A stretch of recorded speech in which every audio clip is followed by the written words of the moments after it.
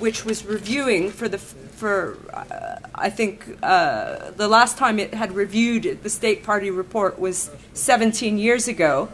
But this past month, the Human Rights Committee has had the opportunity to consider Iran's respect of the provisions in the International Covenant on Civil and Political Rights. It'll be very interesting to note what the Human Rights Committee comments are, which come from this consideration. It would be important for those in this room who are involved in these processes to use that kind of mechanism to encourage greater accountability for past violations.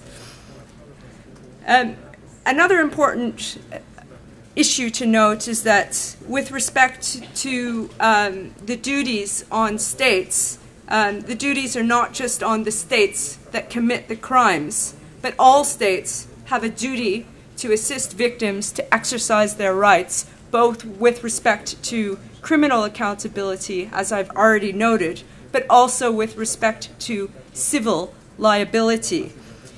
The UN Committee Against Torture is in the process of adopting a general comment on Article 14 of the Convention Against Torture, which focuses on the obligation of states to afford a remedy, rehabilitation, including compensation.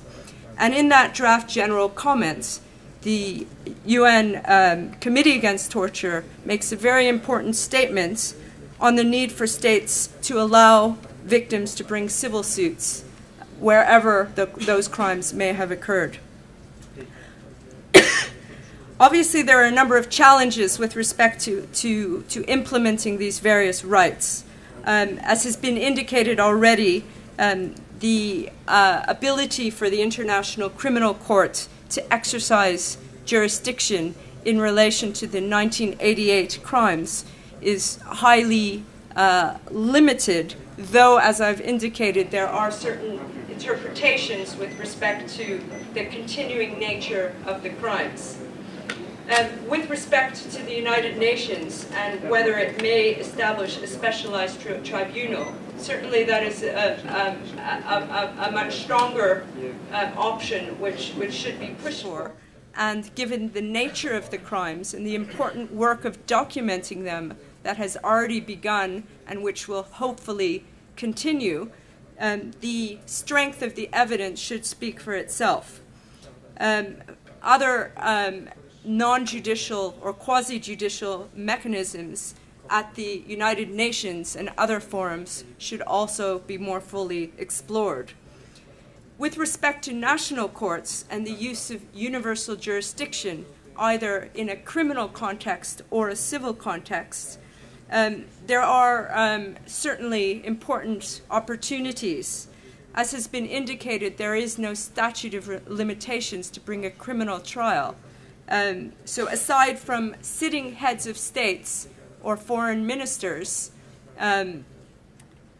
if there is an individual who is an accused who may be traveling to another country which has the ability to use universal jurisdiction, the strength of the evidence should allow that to proceed. There are important caveats. In relation to the United Kingdom, which is probably the jurisdiction I know best in terms of universal jurisdiction legislation, the dates are actually quite important and are quite interesting to analyze, just so you see how narrow the openings might possibly be. The Criminal Justice Act, which incorporated the UN Convention Against Torture, came into effect in September of 1988. So my understanding of the factual scenario is that the facts which we've been dealing with today took place mainly in July and potentially August 1988. Given that context, the Criminal Justice Act in and of itself couldn't be used to exercise universal jurisdiction in the United Kingdom. There are certain other limited possibilities, but the main the main act which deals with genocide, crimes against humanity, and war crimes after the International Criminal Court was implemented in the United Kingdom only allows retrospective application to 1991.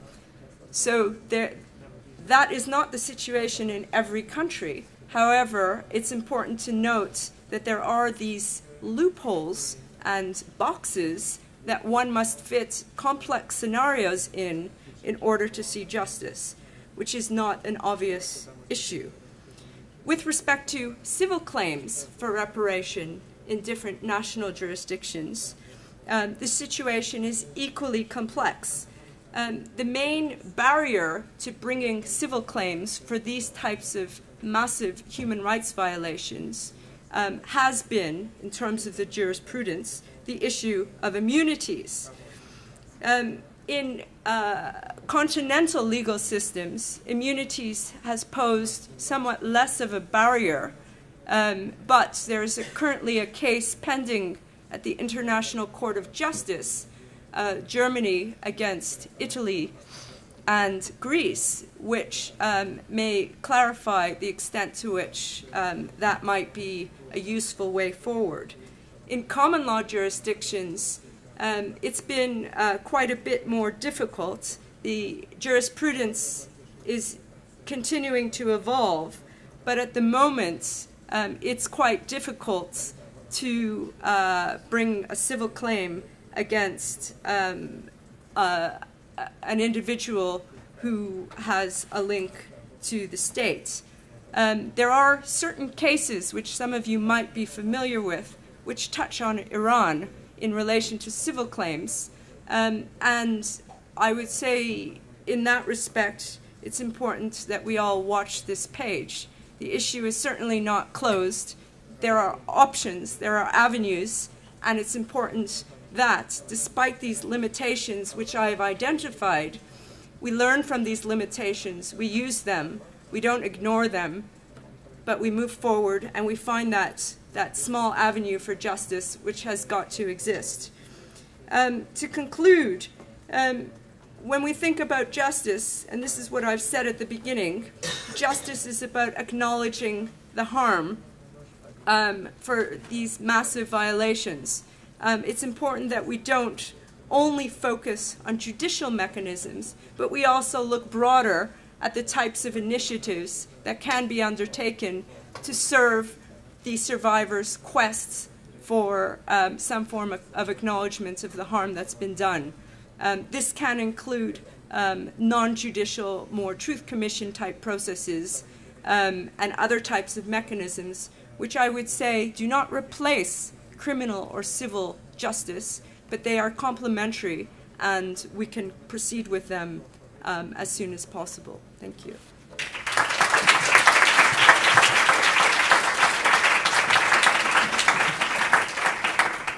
Thanks, Carla. Our final presenter on this panel is Wolfgang Kalek. He's the co-founder and current Secretary General of the European Centre for Constitutional and Human Rights in Berlin. Again, you can see his very lengthy bio in the paperwork that you've got.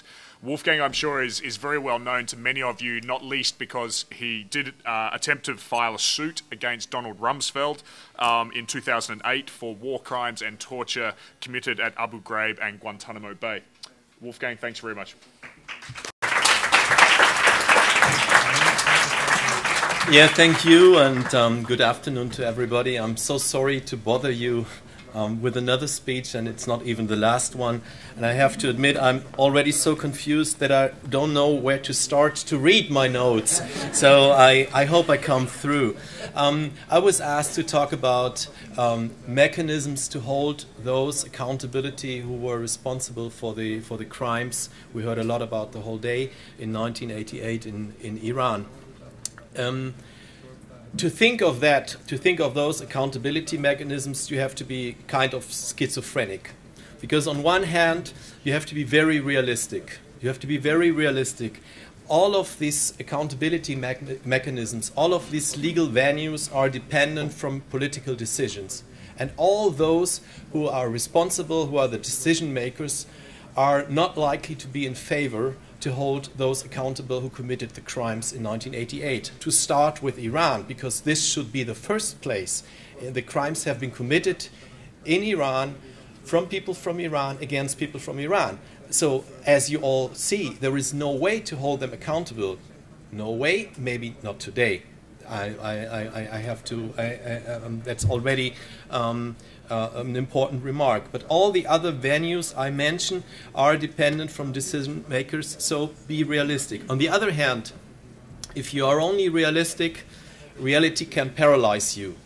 All the important efforts undertaken by human rights litigators, for example, Alien Tort Claims Act in 1988, the Filartica case against the torturer from Paraguay, Pinochet 1998 here in the UK, were undertaken by people who were not realistic at all. They were hard professional workers and they were visionaries.